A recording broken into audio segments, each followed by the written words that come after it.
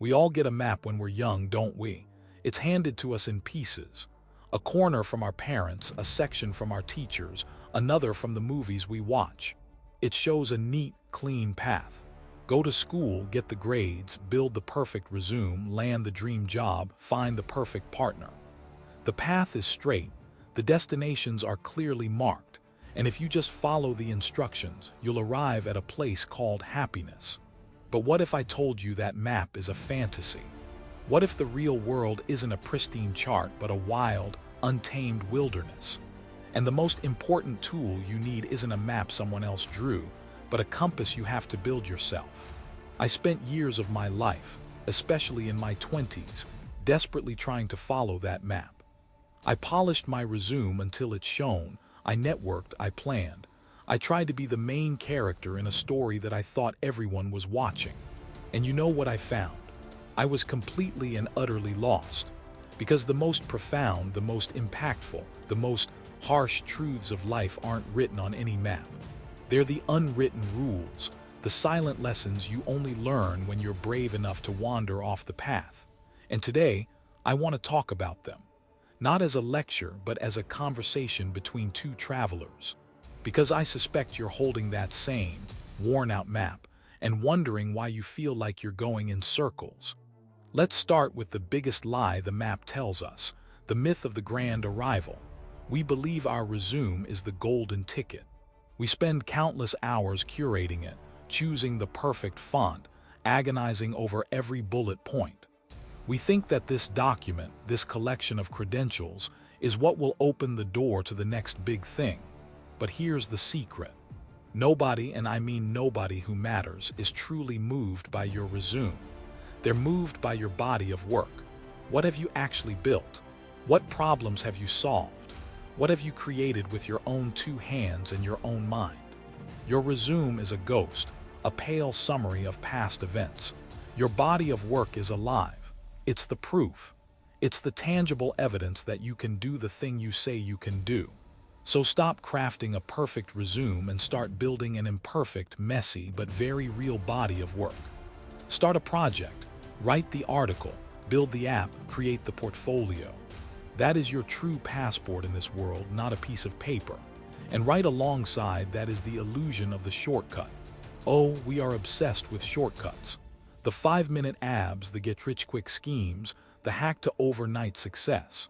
We see someone who's achieved something incredible, and our first instinct is to ask for the trick, the secret, the shortcut they used. But for anything that has deep, lasting meaning in this life, shortcuts are a scam.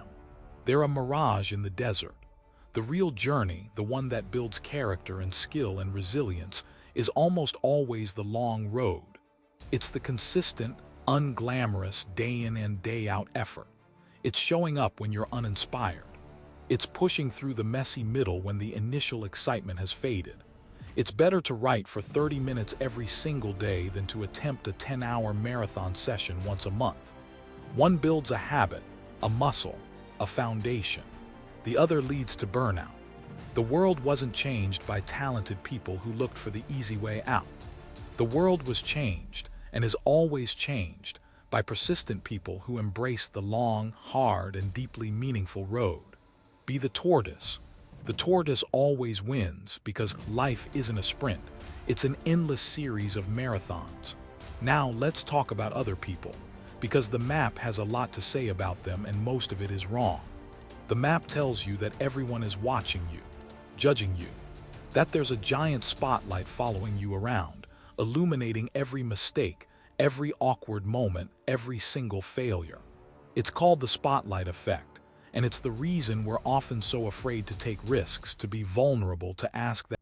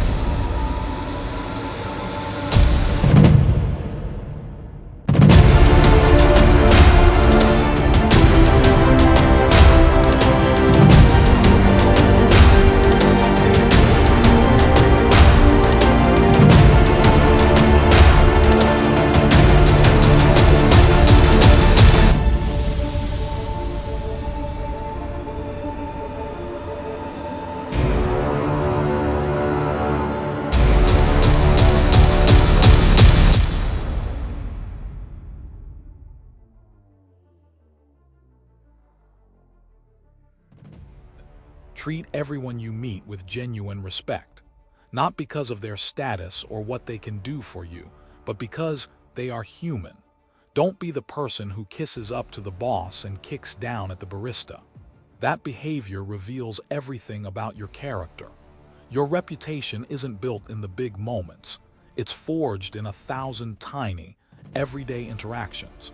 It takes decades to build a reputation of integrity and moments to shatter it. Protect it like the fragile, priceless asset it is. Let's move on to the physics of progress. The map shows a straight line always going up. Life doesn't work that way. Life works in seasons, in cycles. Life reverts to the mean. It's a statistical principle, but it's also a deep spiritual truth. When things are going spectacularly well, when you feel like you're on top of the world and can do no wrong, be prepared. A downturn is coming. Not because you're doomed, but because that's the nature of things. The rubber band can only stretch so far before it snaps back. And conversely, when you're in the absolute pits, when everything is going wrong and you feel like you'll never recover, have faith. An upturn is coming. Things will get better. This knowledge shouldn't make you complacent.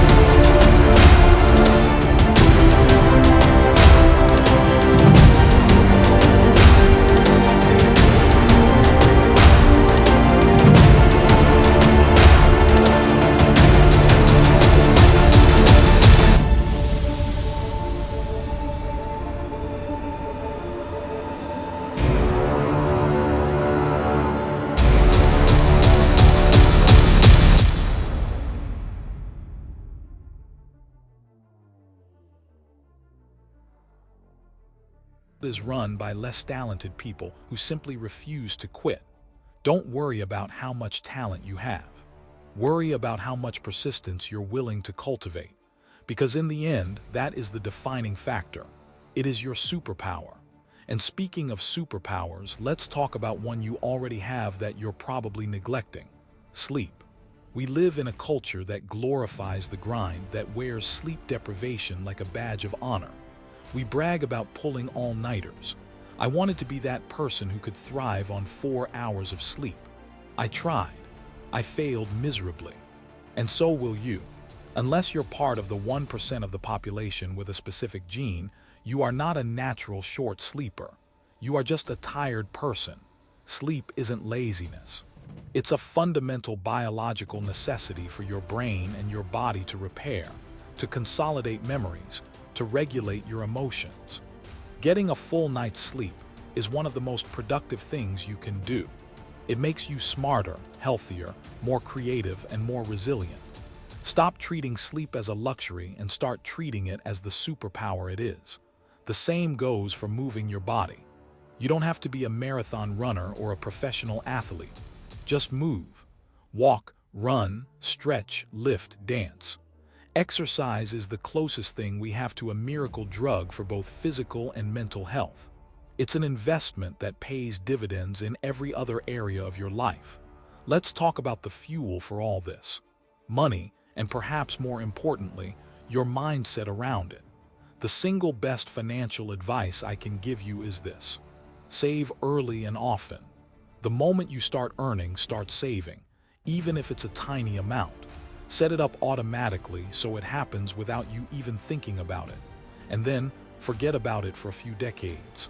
There is a force in the universe so powerful it's been called the eighth wonder of the world: compounding interest. It's the second most powerful force there is, and allowing it to work its magic over a long period of time will transform your future in ways you can't even imagine. Thank your younger self later, and while you're saving, learn to live beneath your means. This isn't about deprivation, it's about freedom. Keeping your overhead low gives you options. It gives you the flexibility to take a chance on a new career, to leave a job you hate, to weather an unexpected storm. Don't spend money to impress people you don't even like. Instead, spend your money strategically. Spend it to save time. Spend it on new experiences that expand your world. And most importantly, spend it to connect with the people you love. That is true wealth. And that brings us to the final and most important chapter in life's unwritten rulebook: the currency of connection.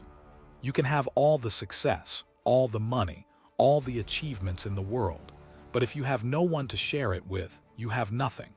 The single most important decision you will ever make in your life, more important than your career or your major or where you live, is who you choose to surround yourself with. The people who become your friends, your partners, your colleagues, they will shape you. Their habits will become your habits. Their expectations will become your standards. Their beliefs will influence your own. You will rise or sink to the level of the people around you. Choose them with extraordinary care. Find the people who challenge you, who make you better, who believe in you even when you stop believing in yourself. If you are ever the smartest person in the room, find a new room. Within those relationships, learn to ask for advice, not feedback. When you ask for feedback, people get critical. When you ask for advice, people become collaborative. They feel flattered and they lean in, offering you their wisdom and guidance. Learn to ask more questions in general. When I was young, I was so eager to have all the answers. I thought that's what made you seem smart. Now I realize the opposite is true. The smartest people are the most curious. They ask the best questions and then they truly listen to the answers. Be less certain, more curious. Whenever you feel that hot flush of absolute certainty, that feeling that you are 100% right, pause and ask yourself one simple question: how might I be wrong? This question is a gateway to humility, to learning, and to deeper understanding. And finally, through it all, remember this: over the long arc of your life, you will not be haunted by your failures. You'll cringe at them, you'll learn from them, but they'll fade. What will haunt you are your inactions, the chances you didn't take, the business you didn't start, the trip you didn't book, the words "I love you" that you left unsaid. Action regrets are painful, but they're short-lived. Inaction regrets can last a lifetime. So take the chance. Ask the person out. Send the text to the friend you haven't spoken to in years. Push past the awkwardness and reach out. Because in the end, it all comes down to love. I told you that compounding interest was the second most powerful force in the universe. The most powerful is love. I know, it sounds like something from a cheesy greeting card. But buried inside that cheese is the most profound and fundamental truth of the human experience. At the end of your days, you will not be thinking about your resume, or the number in your bank account, or the awards on your shelf. You will be thinking about the people you loved and the people who loved you back. That's the entire game. That's the ultimate destination that was never on the map: to love and be loved. So build your body of work. Take the long road, be persistent, be kind. But above all, work to build a life rich in love. Because that is the only legacy that truly endures.